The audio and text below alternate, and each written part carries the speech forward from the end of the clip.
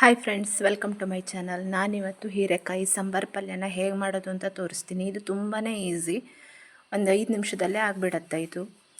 ನಾನು ನೀವು ಗಮನಿಸಿರ್ಬೋದು, ನಾನು ತೋರಿಸೋ ರೆಸಿಪಿಗಳೆಲ್ಲ ತುಂಬಾ ಕಡಿಮೆ ಟೈಮ್ನಲ್ಲಿ ಆಗುತ್ತೆ.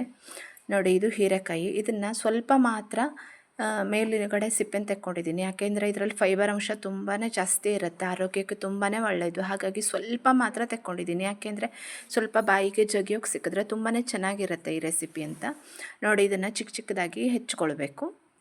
ಈಗ ಇದನ್ನು ಚಿಕ್ಕದಾಗಿ ಹೆಚ್ಕೊಂಡಿದ್ದೀನಿ. ಯಾಕೆಂದರೆ ಇದನ್ನು ತುಂಬ ಹೊತ್ತು ಬೇಯಿಸೋ ಅಗತ್ಯ ಇಲ್ಲ, ಇದು ತುಂಬ ಸಾಫ್ಟಾಗಿರೋದ್ರಿಂದ. ನೋಡಿ ಹೇಗೆ ಎಷ್ಟು ಚೆನ್ನಾಗಿ ಹೆಚ್ಕೊಂಡಿದ್ದೀನಿ ಅಂತ. ನೋಡಿ ಎಷ್ಟು ಚೆನ್ನಾಗಿ ಕಾಣಿಸ್ತಾ ಇದೆ ಅಂತ. ಹೀರೆಕಾಯಿ ಆರೋಗ್ಯಕ್ಕೆ ತುಂಬಾ ಒಳ್ಳೆಯದು, ಫೈಬರ್ ಅಂಶ ಜಾಸ್ತಿ ಇರುತ್ತೆ. ಈಗ ಒಂದು ಬಾಣಲೆಗೆ ಎಣ್ಣೆ, ಸಾಸಿವೆ, ಇಂಗು ಹಾಕ್ಕೊಂಡಿದ್ದೀನಿ. ಈಗ ಕರಿಬೇವನ್ನು ಆ್ಯಡ್ ಮಾಡ್ತಾಯಿದ್ದೀನಿ.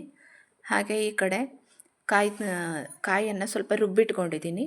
ಈಗ ಅದಕ್ಕೆ ಒಂದು 3-4 ಬೆಳ್ಳುಳ್ಳಿ ಮತ್ತು ಇದು ನಮ್ಮಲ್ಲಿ ಮಾಡೋ ಸಾಂಬಾರಿನ ಹುಡಿ. ಇದನ್ನು ಹೇಗೆ ಮಾಡೋದು ಅಂತ ನಾನು ನೆಕ್ಸ್ಟ್ ವೀಡಿಯೋದಲ್ಲಿ ಅಪ್ಲೋಡ್ ಮಾಡ್ತೀನಿ. ಇದು ಸಾಂಬಾರು ಪೌಡ್ರು. ನಾವು ಪಲ್ಯಕ್ಕೆ ಮತ್ತು ಸಾಂಬಾರಿಗೆ ಎರಡನ್ನೂ ಇದನ್ನು ಯೂಸ್ ಮಾಡ್ತೀವಿ. ನೋಡಿ ಎಷ್ಟು ಚೆನ್ನಾಗಿ ಕಲರ್ ಇದೆ ಅಂತ, ತುಂಬ ಟೇಸ್ಟು ಇರುತ್ತೆ. ಈಗ ಈ ಒಗ್ಗರಣೆ ಹಾಕ್ಕೊಂಡಾಯ್ತಲ್ಲ, ಅದಕ್ಕೆ ಹೀರೆಕಾಯಿ ಹಾಕಿ ಅದಕ್ಕೆ ಉಪ್ಪು ಮತ್ತು ಬೆಲ್ಲನ ಆ್ಯಡ್ ಮಾಡಬೇಕು. ಆ ವಿಡಿಯೋ ಸ್ಕಿಪ್ ಆಗಿದೆ, ಸಾರಿ.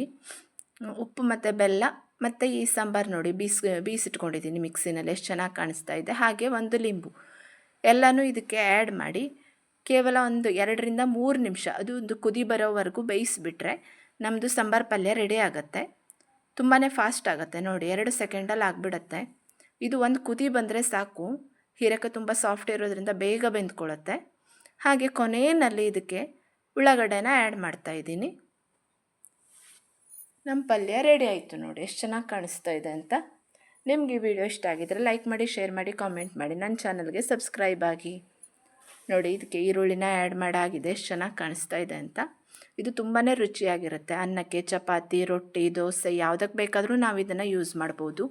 ಇದು ಇವತ್ತು ನಮ್ಮ ಮನೇಲಿ ಮಾಡಿರೋ ಎಲ್ಲ ಪದಾರ್ಥ. ಇದು ಟೊಮೆಟೊ ತಿಳಿಸಾರು, ಇದು ಉಪ್ಪೆಲ್ಲ ಹಾಕಿರೋ ಸೊಳೆಯ ಹಸಿ. ಇದನ್ನು ಹೇಗೆ ಮಾಡೋದು ಅಂತ ನಾನು ನೆಕ್ಸ್ಟ್ ವೀಡಿಯೋದಲ್ಲಿ ತೋರಿಸ್ತೀನಿ.